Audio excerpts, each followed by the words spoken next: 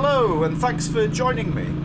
I'm in South Wales today and I'm heading for somewhere rather special. I'm going to Pendine Sands. If you've never been there or you don't know why it's such an important place, then tag along with me and I'll show you, and I think you might find this rather interesting. So here I am at Pendine Sands in South Wales. If you don't know exactly where this is, then I'll flash a map up on the screen. So why am I here? Well, this is the UK's equivalent of Daytona Beach or Bonneville Salt Flats in the USA. This is the place where many great speed records have been set. And in fact, a place where speed records were set before Daytona and Bonneville Salt Flats. So if I head down to the beach, I'll show you. The sands are about 7 miles long, and as you can see, this provides the perfect environment for the long run up and run off that is needed for a 1 mile long recorded speed run. Although many people have raced here or set speed records on these sands, I think the place is most closely associated with two particular names. That's Malcolm Campbell and John Parry-Thomas.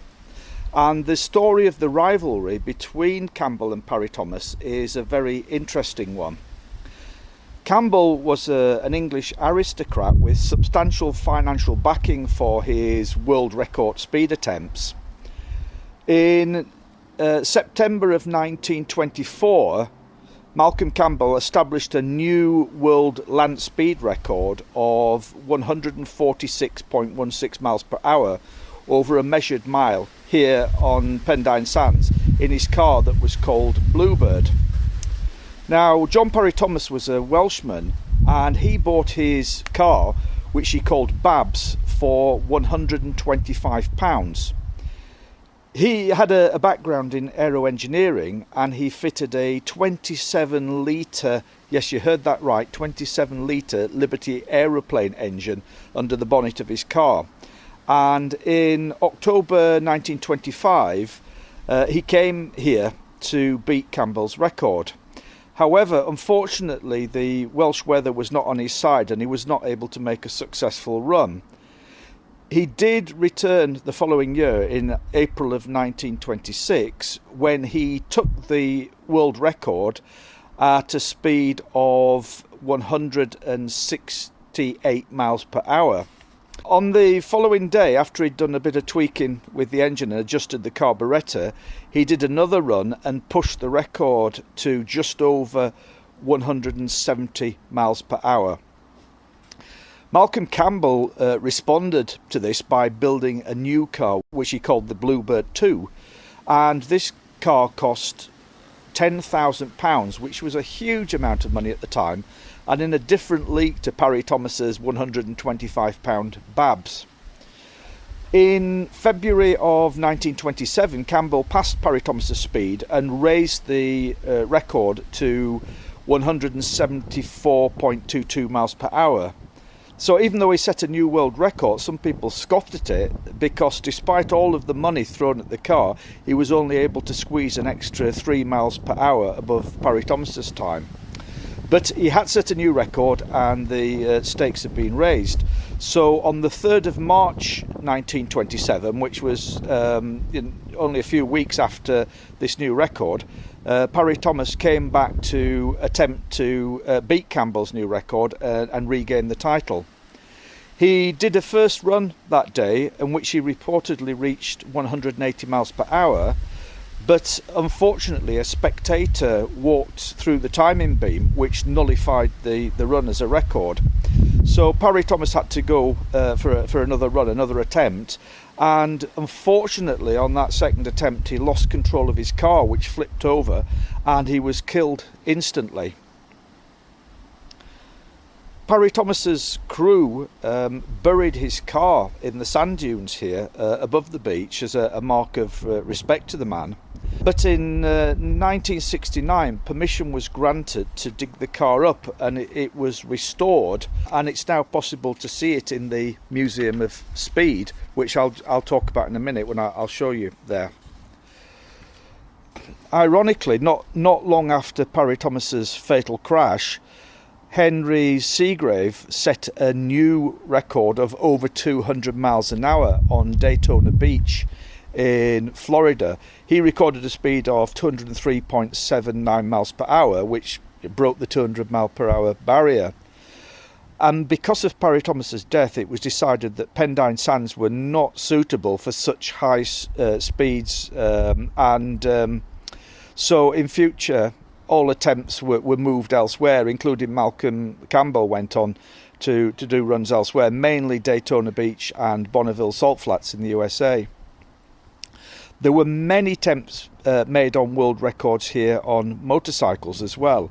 So in the 1950s, George Brown made several attempts on a 1000cc Vincent, and he reached 150 miles an hour, but that was just not quite fast enough to set a new record.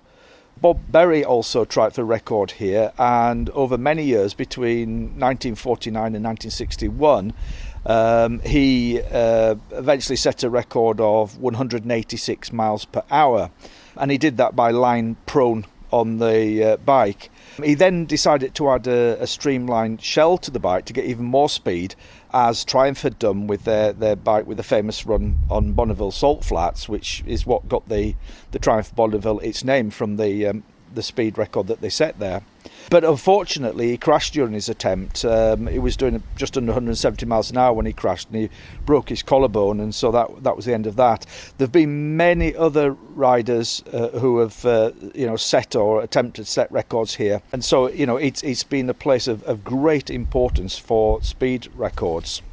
You can see the sign here. In the Second World War, the Ministry of Defence acquired Pendine Sands to use as a firing range, and the beach is still owned by the Ministry of Defence. For many years, because of this, because it was being used as a firing range and it was considered to be dangerous because of potential shells and things left on the beach, cars weren't allowed on the beach, but you can drive on the beach again here now and bring bikes on the beach, and so there have been some more recent speed attempts. Most notably, in 2000, Don Wales, who's the grandson of Malcolm Campbell, set a new UK record for an electric vehicle in a car which he called Bluebird Electric 2 as a nod to his grandfather's car, and he achieved a speed of 137 miles per hour. Interestingly, Don Wales also, in 2010, broke the world record for the fastest lawnmower, achieving a speed of nearly 88 miles per hour, which is mind-boggling.